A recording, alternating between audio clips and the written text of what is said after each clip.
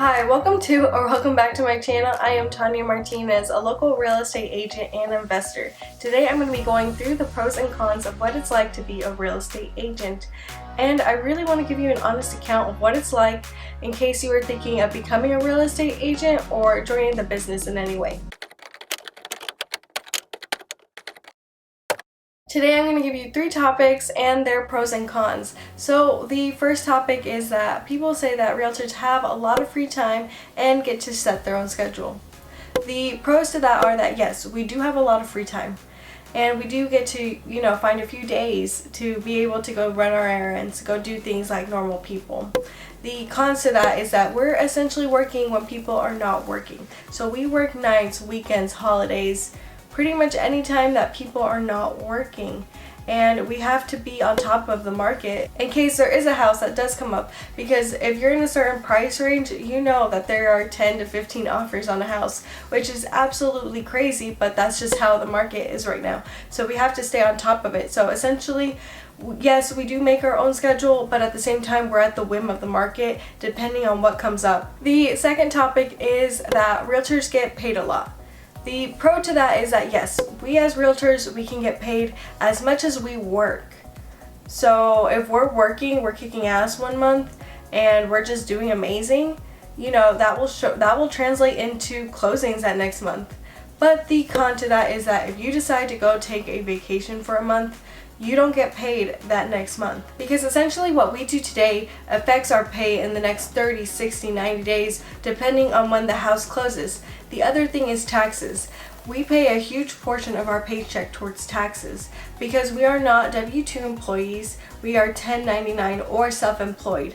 So what that means is that whereas a W-2 employee, half of their taxes are being paid by their employer.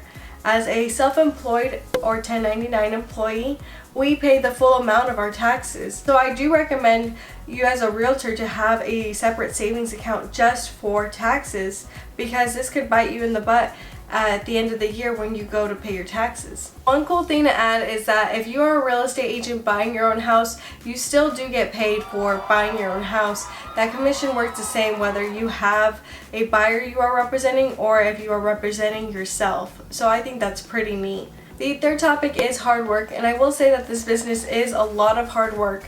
And the pros to that is that, you never get the same day twice. You are always changing or evolving into a better agent to serve your clients and as just a better person in general, in my opinion. The cons to that is that it is extremely hard and not many agents make it through the first 5 years of being a real estate agent, which is hard to believe because you feel like you see a lot of the same faces all the time, but to be honest, it's because 20% of the agents make up about 80% of the work. It's that 80-20 rule. The other thing is that it can be quite emotionally stressful always having to be on, because whereas if you work at a 9-to-5 job, you can stop once the clock hits 5. But honestly, like us real estate agents, we are working 24/7. We are constantly representing our community and our business.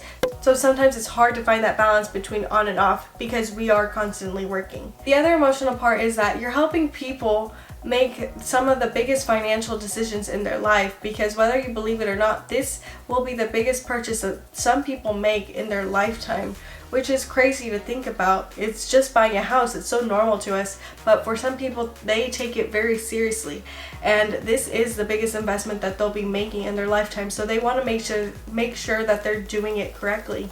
So you not only have to be a real estate agent, you have to be a therapist, you have to be someone that helps them through the process. You essentially have to be about like 5 people in one, and you have to know how to navigate that very carefully through these waters, because you want to make sure that the buyers feel secure enough to purchase that home, and you have to make sure that you're getting them to the closing table on time. Okay, now moving away from pros and cons, the last piece of advice I really want to give you is to set boundaries. This is very important because, believe it or not, there are many clients that believe it's okay to call you at 9 o'clock at night and ask you about a question that you can't fix until the next day anyways, because that's when the bank is open. You need to be able to set your boundaries, have some times off. It may not be a full day, but at least make sure that you respect a few hours throughout your day to, just work on yourself, to have some free times, because you will burn out if you don't. It's very stressful,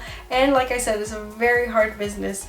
But if you are fortunate enough to have this on your life path, I would say go for it. Go for it, because it's honestly been one of the biggest blessings of my life, and it's been very helpful to my personal growth. And if you're looking for something that's always changing and, can provide a lot of personal growth, this is honestly the business for you. And you get the best of both worlds, honestly, being a business owner and being able to meet new people. And I will say it's a lot of hard work, but if you get the opportunity to be on this path, I would say go for it. Okay, be sure to leave a comment below on what your biggest takeaway was, and be sure to like this video and subscribe to my channel. I'll be posting real estate advice every week, and I hope you'll tune in. Once again, thank you so much for watching, and I'll catch you on the next one. Bye!